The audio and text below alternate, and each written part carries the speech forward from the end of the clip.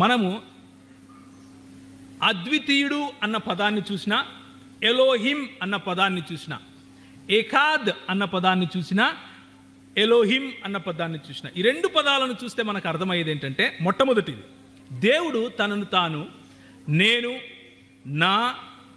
నా యొక్క ఇలాంటి మాటలే చెప్పాడు తను తాను. ఆయన ప్రవక్తలు కూడా నీవు, నీ యొక్క, నీ ఘనత, నువ్వు అని మాట్లాడారు. యేసు ప్రభువు కూడా నా దేవుడు, నా తండ్రి అని లేకపోతే నీకు అని ఉచ్చరించాడే కానీ మీకు అని ఎప్పుడు చెప్పలేదు. అయినప్పటికీ ఇవన్నీ ఉన్నా కానీ దేవుని నామవాచకం అంటే దేవుని పేరులో మాత్రం బహుళత్వం ఉంది. దేవుడు అన్నప్పుడు బహుళత్వం ఉంది. దేవుడు అన్నప్పుడు బహువచనం ఉంది. దీన్ని బట్టి మనకు తెలిసేది ఏంటంటే, ఆయన బహు వ్యక్తులు గల దేవుడుగా మనకు తన ఉనికిని చాటుకున్నాడు. బహు వ్యక్తులు గల దేవునిగా తన ఉనికిని మనకు చాటుకున్నాడు. అందుకనే మనం పరిశుద్ధ పరిశుద్ధ అని పాట పాడేటప్పుడు ఏం పాడతాం? జనక కుమారాత్మలను ఏకదేవ. ఎంతమంది దేవుళ్ళు? ఏకదేవుడు. కానీ జనకుడు, కుమారుడు, ఆత్మ. అందుకనే మన పాటలలో కూడా ఉన్న డెప్త్ అర్థమవ్వాలి అంటే ముందు లేఖనాలు అర్థమవ్వాలి. ఎవరో ఏదో చెబుతారు మైక్ పట్టుకుని, అది పట్టుకొని వచ్చి మనకు చూపించి చెప్పేవాళ్ళు చాలామంది దొరుకుతారు. ఈరోజు చాలామంది దొరుకుతారు. దయచేసి లేఖనాలలో ఉన్న సారాంశం చూడండి. లేఖనాలలో మూల భాషల్లో ఉన్న సారాంశం చూడండి. నా ఉద్దేశం మీరు మూల భాషలు తెలుసుకుంటేనే బైబిల్ చదవాలి అని కాదు. నా ఉద్దేశం ఏంటంటే, ఎక్కడైతే మీకు మసకగా కనిపిస్తూ ఉందో, ఎక్కడైతే మీకు అర్థం అయ్యి కానట్లుగా ఉందో, కనీసం అక్కడన్నా కొంచెం ఇంగితం, కొంచెం మూల భాషల్లోకి వెళ్ళాలి అన్న ఇంగితం చూపించండి అని ప్రాధేయపడుతున్నాను అంతే. ఇంకొంతమంది వస్తారు, అయ్యో నువ్వు అంటున్నావు గౌరవార్థం కాదు గురువర్యులని, కానీ దేవుడు ఒక రాజు వంటి వాడు. దేవుడే మాట్లాడితే ఎలా మాట్లాడతాడో తెలుసా? రాజు మాట్లాడితే ఎలా మాట్లాడతాడో తెలుసా? రాజు మాట్లాడితే హమ్ అని మాట్లాడతాడు, ప్లూరాలిటీలో మాట్లాడతాడు, బహువచనంలోనే మాట్లాడతాడు. ఇది గౌరవార్థం కంటే ఎక్కువైంది అని చెప్పేవాళ్ళు ఉంటారు. మళ్ళీ బైబిల్లోకి వెళ్దాం. బైబిల్ ఉంది కదా మన దగ్గర, మళ్ళీ వెళ్దాం. చాలామంది రాజులు ఉన్నారు బైబిల్లో. దావీదు రాజేనా? నెబుకద్నెజరు రాజేనా? పోనీ అలాంటి గౌరవం కంటే ఎక్కువైన రాజులకు మాత్రమే ఆపాదించగలిగే ఆ మాటలు దావీదు మాట్లాడి ఉండాలి కదా, నెబుకద్నెజరు మాట్లాడి ఉండాలి కదా, దర్యావేషు మాట్లాడి ఉండాలి కదా, దావీదు మాట్లాడి ఉండాలి కదా. అంటే మీరు అడగచ్చు, అయ్యో దావీదు కాదండి, దావీదు హెబ్రీయుడు కదా, ఆయనకు మీరు ఇంతకుముందు చెప్పినట్లు ఆయన సంస్కృతిలో లేదు అది అనొచ్చు. కానీ దర్యావేషు హెబ్రీయుడు కాదు, ఇరాన్కు చెందినవాడు. ఇరాకులు కలిసి ఉండేవి ఆ టైంలో. ఆయన నెబుకద్నెజరు, ఆయన కూడా పార్సీకి సంబంధించినవాడు, పర్షియా దేశానికి చెందినవాడు. మరి వాళ్ళు ఎందుకని మాట్లాడలేదు?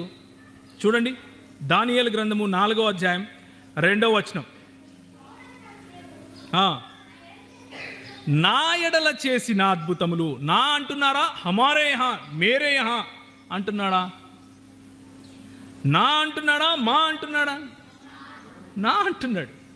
రాజులు కూడా బైబిల్ గ్రంథంలో ఏదైతే నమోదు చేశారో ఆ మాటల్లో రాజులు కూడా ఏకవచనంలోనే వాళ్ళు సంబోధించుకున్నారు తప్ప బహువచనం సంబోధించుకోలేదు. కాబట్టి రాజులు మాట్లాడే మాటలు యెహోవా మాట్లాడుతున్నాడు, ఆయన రాజు కనుక ఇలాంటి మాటలు మాట్లాడుతున్నాడు అని అంటే అది కుదరదు. ఇప్పుడు ఈ బహువచనాల గురించి, లేకపోతే దేవునిలో ఉన్నటువంటి బహు వ్యక్తుల గురించి ఇంకొంచెం తెలుసుకుందాం.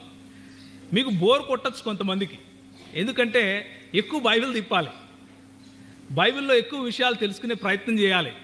అందుకని దీన్ని లేఖనాల పరిశోధనా సదస్సు అన్నాం. దయచేసి పరిశోధించడానికి కొంచెం అప్రమత్తంగా ఉండమని ప్రాధేయపడుతున్నాను. యెషయా గ్రంథం 48వ అధ్యాయం, యెషయా గ్రంథము 48వ అధ్యాయం 11 నుంచి 15 వరకు మాట్లాడే ఆయనే చెప్తున్నాడు ఎవరు పంపించారని. యెహోవా పంపించాడని, యెహోవా ఆత్మ పంపించాడని చెప్తున్నాడు. మరి మాట్లాడేది యెహోవాయే, పంపించేది యెహోవాయే, ఆయన ఆత్మయే పంపిస్తూ ఉంది. ఇదేంటండి మరి? దీన్ని ఎలా అర్థం చేసుకోవాలి? దేవునిలో బహుళత్వం లేకపోతే, దేవునిలో బహు వ్యక్తులు లేకపోతే ఈ వచనాన్ని అర్థం చేసుకోవడం అసంభవం అని నేను అంటున్నాను. దేవుణ్ణి పంపించే దేవుడు ఇంకొకడు ఉంటాడా? యెహోవాను పంపించే ఆత్మ ఇంకొకడు ఉంటుందా? ఒంటరి అని దేవుణ్ణి చెబితే మరి ఇదేంటి? పూర్తిగా చదవండి బ్రదర్. ఏమంట? నీ విమోచకుడును,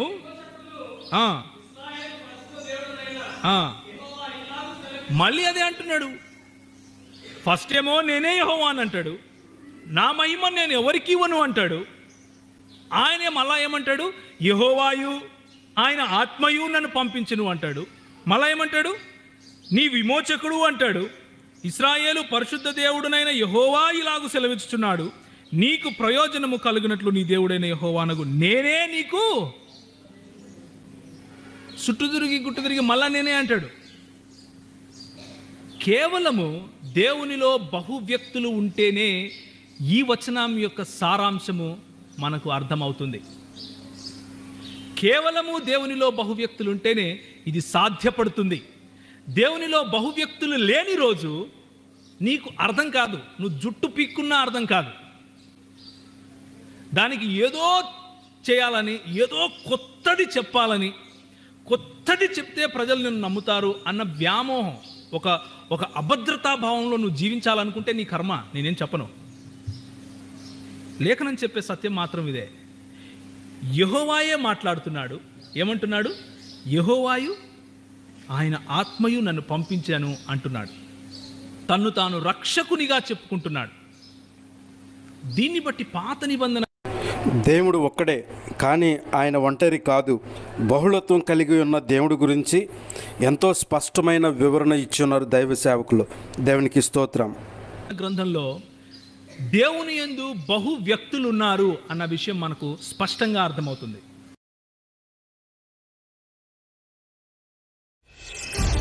Wow, these payment apps are such a lifesaver.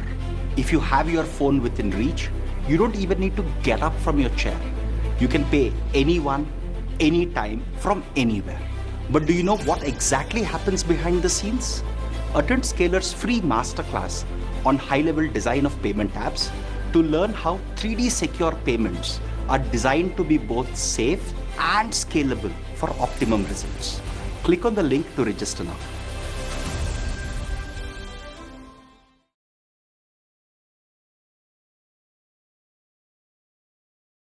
నా పేరు కిషన్. నేను టోలీచౌకి షెక్పేట్లో ఉంటాను. నాకు సోనియాసిస్ చాలా ఎక్కువగా ఉండే.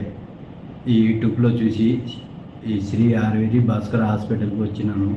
ఇక్కడ శ్యామల మేడం గారికి కలిసినాను. మంచిగా తగ్గిపోయింది. మీకు కూడా ఎవరికైనా ఉంటే వచ్చి చూపించుకోండి. శ్రీ ఆయుర్వేది భాస్కర్ హాస్పిటల్. ధన్యవాదాలు. శ్యామల మేడం గారికి ధన్యవాదాలు.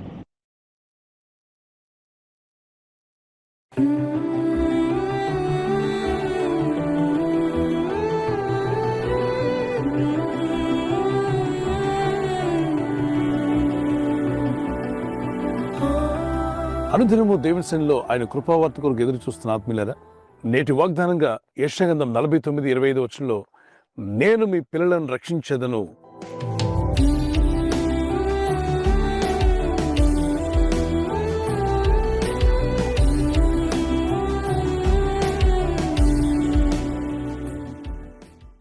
మోషే చిన్న బాలుడిగా ఉన్నప్పుడు ఆయన తల్లి 3 నెలలు మాత్రమే దాయగలిగిందట. ఎందుకంటే దుష్టుడైనటువంటి రాజు మగ శిశువులను చంపేయమన్నాడు. దీన్ని బట్టి తల్లిదండ్రులు ఎంతో ప్రయాసతో ఆ బిడ్డను 3 నెలలు దాయగలిగారు. తర్వాత ఇక దాచలేమని తెలుసుకుని ఆ బిడ్డను నైలు నది తీరంలో జనుము కనిపిస్తూ ఉంటుంది, జనుపు నారతో చేసిన ఒక తొట్టిని తయారు చేసింది. నా వెనక మీరు చూస్తున్నారు కదా, ఇది జనపు నార. అది తేలుతూ ఉంటుంది నీటిలో. ఆ తొట్టిలో చంటి బిడ్డను పెట్టి ఆ నదీ తీరమున నీటిలోనికి వదిలేసింది. ప్రార్థించింది, ఓ దేవా, నీవు మా పిల్లలను రక్షించేవాడు నీవే. బిడ్డ బ్రతికి ఉంటే బయటికి కనిపిస్తే వారు నేరుగా వచ్చి మా కళ్ళ ముందే బిడ్డను చంపే అవకాశం ఉంది. కానీ నువ్వు రక్షించువాడవు కదా, నా కుమారుని నీకు అప్పగిస్తున్నాను. మరి ఆ బిడ్డ నీటి పాలైపోయి కొట్టుకుపోయి చనిపోకుండా ఏదో విధంగా నువ్వు రక్షించగలవని నాకు విశ్వాసం ఉంది. రక్షించేవాడవు నీవేనయ్యా, నీ చేతిలో నా బిడ్డను పెడుతున్నా అని నీటిలో వదిలేసింది. మరి ప్రభు ఆ ప్రార్థన విన్నాడా? దేవుని పట్ల అనుకున్న విశ్వాసం, నిరీక్షణ ఫలించిందా అంటే ఎస్. ఆ చంటిపేట కొట్టుకొని పోతుండగా ఫరో కుమార్తెలు అక్కడికి వచ్చి జలకాలు ఆడుతున్నారట నీటిలో. ఆ రోజుల్లో స్విమ్మింగ్ పూల్స్ అంటే ఆ నైల్ నది తీరంన వారి కొరకు ఏర్పాటు చేసినటువంటి భాగంలో చక్కని నీటిలో వారు జలకాలు ఆడుతున్న సమయంలో ఓ తొట్టిలో కొట్టుకొస్తున్న చిన్న బిడ్డను చూసి ఏంటిది, ఎవరి బిడ్డ అని వారు గమనిస్తూ ఆ తొట్టిని దగ్గరికి లాగి చూస్తే చక్కని కుమారుడు కనిపించాడు. ఆ చంటి బిడ్డను చూడగానే యూదులకు సంబంధించిన బిడ్డ అని వారికి అర్థమైపోయింది. యూదులకు సంబంధించినటువంటి మగపిల్లలను చంపేస్తారని తెలుసుకున్నటువంటి ఆమె ఆ బిడ్డ మీద కరుణ కలిగేలాగా దేవుడు చేశాంట. బిడ్డను చంపాలి అనే కుటుంబం నుండి వచ్చిన స్త్రీ బిడ్డను బ్రతికించాలి, బిడ్డను కాపాడుకోవాలి. ఆమెకు పిల్లలు లేనట్టుగా ఉన్నారు, ఆ బిడ్డను తన బిడ్డగా పెంచుకోవాలనే ఒక ప్రేరేపణ ప్రభు కలుగు చేశాడు. చూసారా, శత్రువులు ఇంట్లోనే దేవుడు ఆ బిడ్డను పెంచడం ప్రారంభించాడు. ఎవరైతే మగ బిడ్డలను చంపేయండి అని ఆజ్ఞాపించాడో వారింట్లోనే చంపబడవలసిన వాడు పెంచబడుతున్నాడు. దేవుని కనికరం అలాంటిది. దేవుని దయ అద్భుతమైనది. దేవుడు కృప చూపిస్తే దాన్ని ఎవరు ఆపలేరు. దేవుడు నీ పిల్లలను రక్షిస్తానని వాగ్దానం చేసిన మాటను పట్టుకుని ప్రార్థన చేయండి. చంటి బిడ్డలనే వారు వయసునందు ఎదగాలి. దేవుని దయందు, మనుషుల దయందు, దేవుని జ్ఞానమందు, ఆత్మీయందు కూడా శిశువు ఎదిగి బలం పొందుకోవాలని ప్రభు కోరుచున్నాడు. మరి లేఖనాల ప్రకారంగా మనం గమనిస్తే లూకాసువార్త 2:52 శిశువుగా ఉన్న ప్రభు ఆయన వయసునందును, జ్ఞానమందును, దేవుని దయందును, మనుషుల దయందు ఎదిగి వర్ధిల్లేను అని. బాలుడైనటువంటి యోహాను శిశువు ఎదిగి ఆత్మయందు బలం పొందినని రాయబడింది. 1 సమూయేలు గ్రంథం 2:26 బాలుడైన సమూయేలు కూడా వయసునందు, జ్ఞానమందు, దేవుని దయందు, మనుషుల దయందు ఎదిగి వర్ధిల్లినట్టుగా మనం చూస్తున్నాం. మరి మీ పిల్లలు కూడా వయసునందు ఎదుగుచు దేవుని దయలోను, మనుషుల దయలోను, దేవుని జ్ఞానమందును, ఆత్మీయందు కూడా బహుబలం కలిగిన వారుగా ఉండాలని ప్రార్థన చేద్దాం. పరిశుద్ధాత్ముడు మిమ్మలను, మీ కుటుంబాలను, మీ పిల్లలను కాచి కాపాడును గాక. ఒక కీర్తన పాడుకుందాం పిల్లల.